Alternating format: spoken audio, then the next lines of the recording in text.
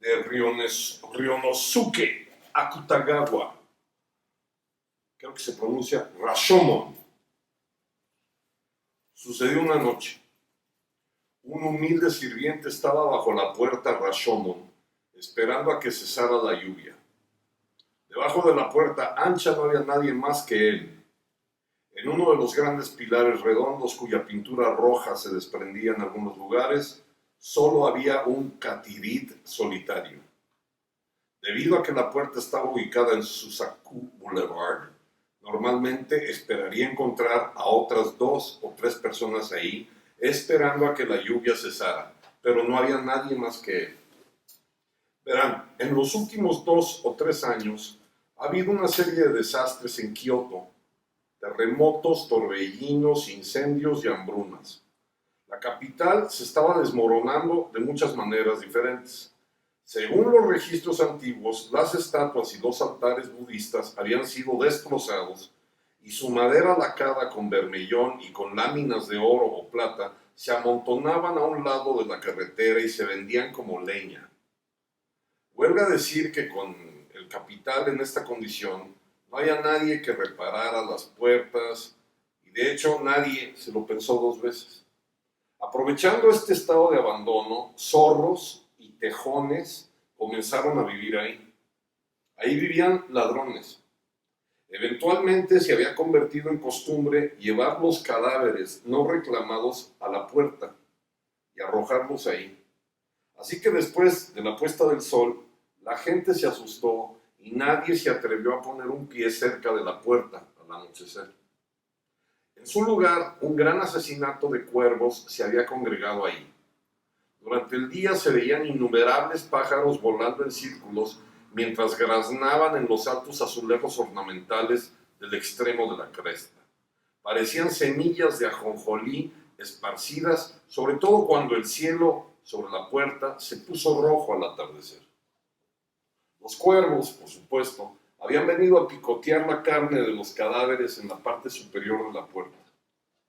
Hoy, sin embargo, tal vez porque era tarde, no se podía ver ni un solo pájaro.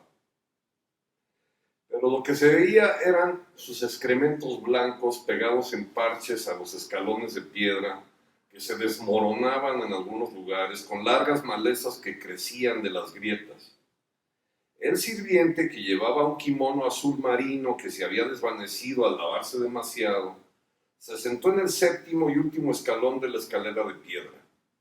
Vio caer la lluvia mientras jugaba con un gran grano de su mejilla derecha, perdido en sus propios pensamientos. Hace poco escribí: un humilde sirviente esperaba que cesara la lluvia. Sin embargo, aunque dejara de llover, el sirviente no tendría nada que hacer.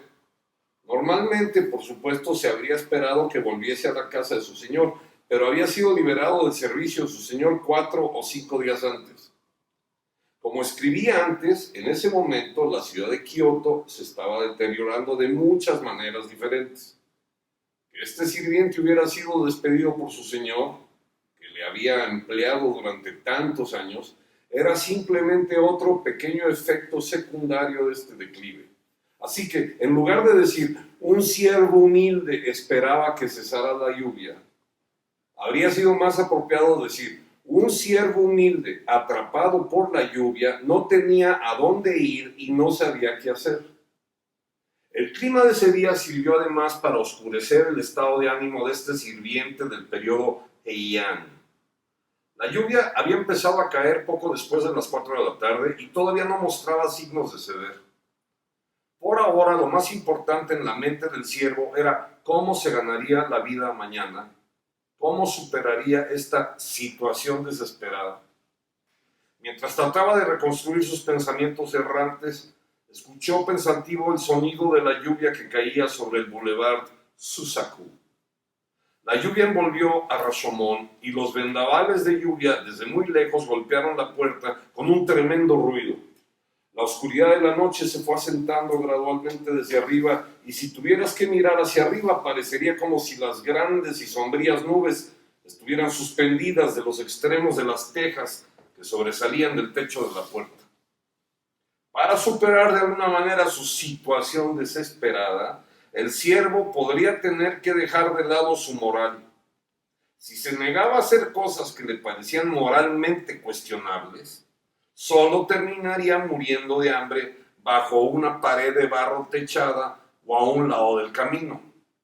Y luego sería llevado a esta puerta para ser descartado como un perro. Si estoy dispuesto a hacer lo que sea para sobrevivir, sus pensamientos habían pasado por su cabeza varias veces y finalmente había llegado aquí, pero este sí siempre sería una mera hipótesis, porque aunque el sirviente reconoció que tenía que hacer todo lo que podía para sobrevivir, no tuvo el valor de llevar la sentencia a su conclusión anticipada. Estoy destinado a convertirme en un ladrón. El criado estornudó y se levantó cansado. Kioto, tan frío por la noche, ya estaba tan frío que deseaba tener un brasero. El viento y la oscuridad soplaban sin piedad entre los pilares de la puerta. El catidid, que había estado sentado en la columna roja, había desaparecido hacía mucho tiempo. El sirviente metió su cabeza en su pecho, encorvó sus hombros, vestidos con el kimono azul que llevaba sobre su delgada ropa interior amarilla, y miró alrededor de la puerta. Si hay un lugar donde no me moleste el viento o la lluvia, un lugar donde no me vean, un lugar donde parezca que puedo dormir cómodamente toda la noche, entonces pasaré la noche ahí, pensó. Entonces vislumbró una escalera de grandes dimensiones, también lacada en bermellón, que conducía al piso superior del pórtico. De haber alguien allá arriba no sería otra cosa que un cadáver. Agarró por el puño de madera la espada. En japonés, tachi, espada común en la época Heian, ligeramente más curvada y más larga que su sucesora en épocas posteriores, la katana, si bien a veces solo se distinguen por la forma en que se ciñen, el tachi con el filo hacia abajo y la katana hacia arriba. Para la traducción alternaremos los términos espada y katana, con los que el lector en español está más familiarizado. Amén. Agarró por el puño de madera la espada que llevaba al cinto, cuidando de no sacarla de la vaina, y dirigió sus sandalias de paja hasta el pie de la escalera. Pocos momentos después, en mitad de los peldaños que conducían a la parte superior de Rashomon, un hombre jadeante con el cuerpo encogido como un gato atisbaba hacia lo alto de las escaleras. Desde el piso superior le llegaba el resplandor de una fogata que iluminaba tenuemente su mejilla derecha. Afortunadamente ya no vuelve a mencionar el grano. Entre su barba rala asomaba un grano purulento. El sirviente había supuesto que allá arriba no habría más que cadáveres, pero tras subir 2 o 3 peldaños se percató de la presencia de alguien que iluminaba la sala con una antorcha. Lo más inquietante era que la luz se movía de un lado para otro, algo que dedujo por el hecho de que aquella luz amarillenta y turbia se proyectaba sobre el techo, haciendo temblar las telarañas de las esquinas. En una noche tormentosa como aquella, resultaba sospechoso que alguien estuviese iluminando el piso superior de Rashomon. El sirviente, deslizándose a hurtadillas como una salamanquesa, alcanzó al fin el escalón superior. Una vez ahí, medroso, se estiró en el suelo y alargó el cuello todo lo posible para espiar el interior de la sala sin ser visto.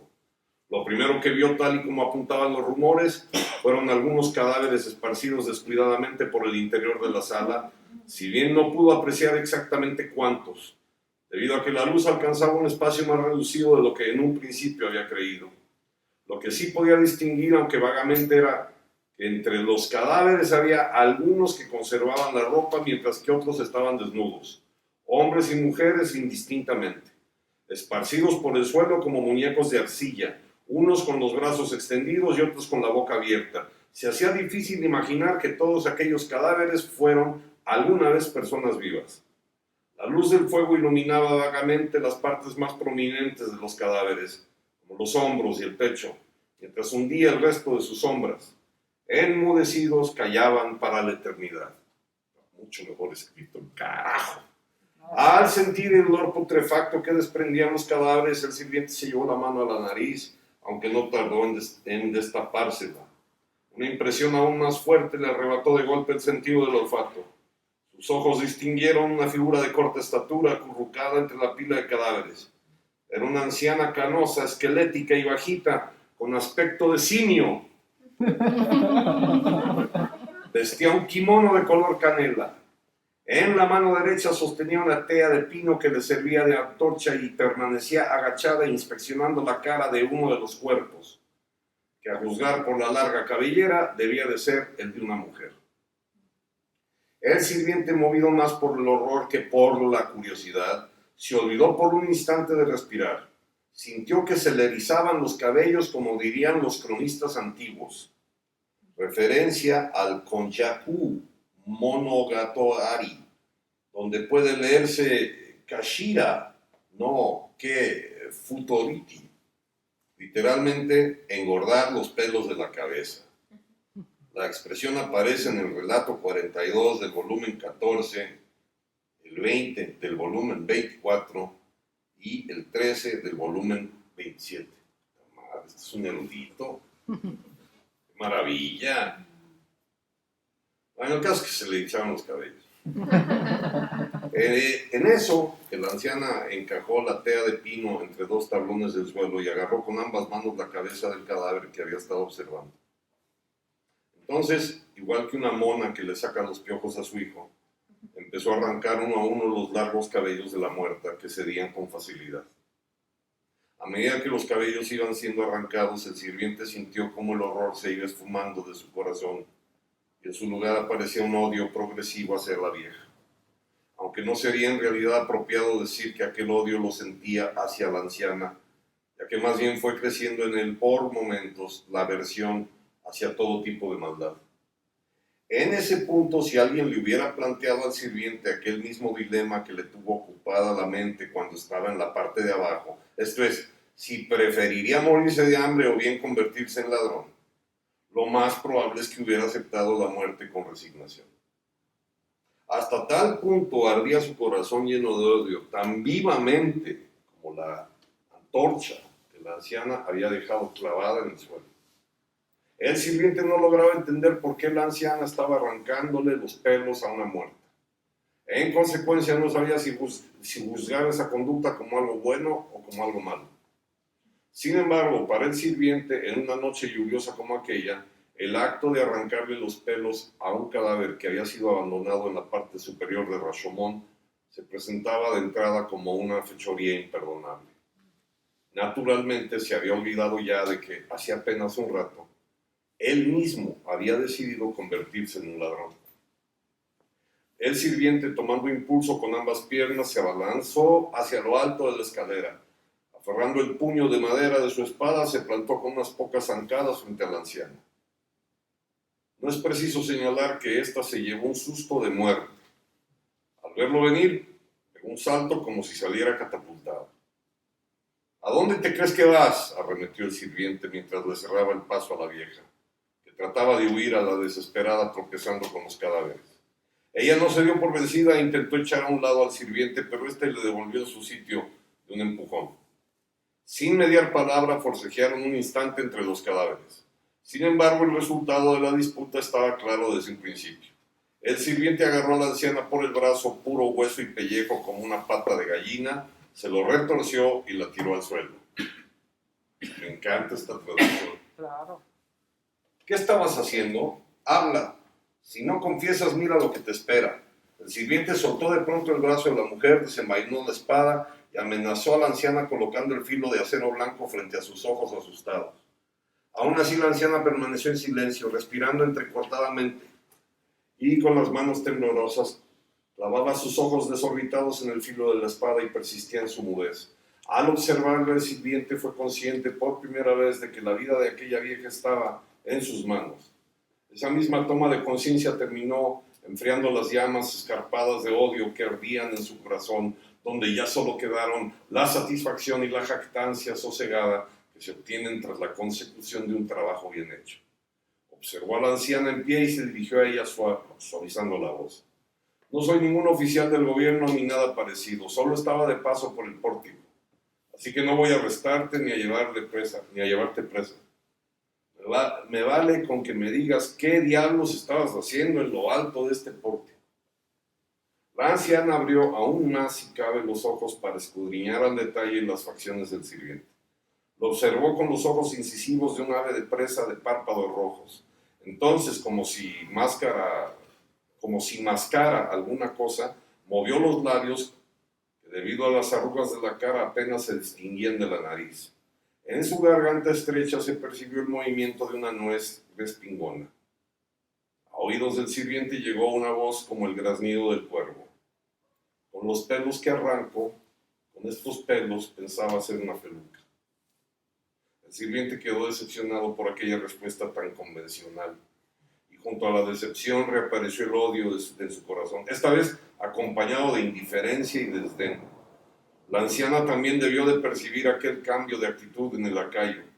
Con el puñado de cabellos que le había arrancado a la muerta todavía en la mano, masculló entre dientes como el eructo de un sapo. Quizás arrancarles los pelos a los muertos esté mal, pero los que están aquí no se merecen otra cosa. Esa mujer a la que le estaba sacando el cabello, por ejemplo, cortó una víbora a trocitos, secó la carne y se fue a venderla a los barracones de los guardias del palacio como si fuera pescado seco. Si una epidemia no hubiera acabado con su vida, seguiría ahora dando gato por liebre, porque los guardias encontraban tan delicioso aquel pescado que formaba ya parte indispensable de su dieta. No creo que la mujer haya hecho nada malo. Si no lo hubiera hecho para subsistir, no habría tenido más remedio que morir de hambre. Por eso mismo no creo que lo que yo hago sea nada malo. Está claro que si no lo hiciera, me moriría de hambre. Esa mujer sabía de lo que habla, así que estoy segura de que me perdonaría. Así se expresó más o menos la anciana. El sirviente había enfundado la espada y apoyaba su mano izquierda en la empuñadura mientras escuchaba impasible. La mano derecha la tenía ocupada, como no, con el enorme grano de pus que enrojecía su mejilla. A ver, ya lo cambió de lugar. Ya se dijo que estaba en la barbilla. ¿No? Sí. Al oír aquella explicación brotó en su corazón cierta valentía. El coraje que antes bajo el techo de Rashomon le había faltado. Un valor que además tomaba la dirección opuesta de aquel que había mostrado en el piso superior cuando se abalanzó sobre el anciano. El sirviente ya no dudaba entre perecer de inanición o convertirse en un ratero. De hecho, hasta tal punto se sentía liberado del dilema que ni siquiera podía imaginar la opinión de pasar hambre. ¿Eso crees?, replicó el sirviente con tono burlesco cuando la anciana terminó de hablar. Luego avanzó unos pasos y con la misma mano con la que se había estado toqueteando el grano purulento, agarró a la anciana por el cuello del kimono y le dijo con agresividad: entonces no te importará que me quede con tus ropas. Entiende que si no hago esto, seré yo quien morirá de hambre. El sirviente despojó a la anciana de sus ropas con gran agilidad. La anciana trató entonces de detenerlo aferrándose a sus piernas, pero él se la quitó de encima de un puntapié, haciéndola caer de mala manera entre los cadáveres. Hasta la escalera, apenas 5 pasos. En un abrir y cerrar de ojos, el sirviente con el kimono color canela bajo el brazo, descendió por la escalera hacia las profundidades de la noche. La anciana, desnuda y tendida como una muerta más entre los cadáveres, tardó unos instantes en reincorporarse. Se alzó entre murmullos y gemidos y se arrastró hasta la boca de la escalera guiándose por la luz de la antorcha que seguía ardiendo. Desde ahí, con 4 pelos cortos y canosos cayéndole sobre el rostro, espió el piso inferior del pórtico. Afuera no se apreciaba más que una noche oscura y profunda. Del paradero del sirviente ya no se supo nada.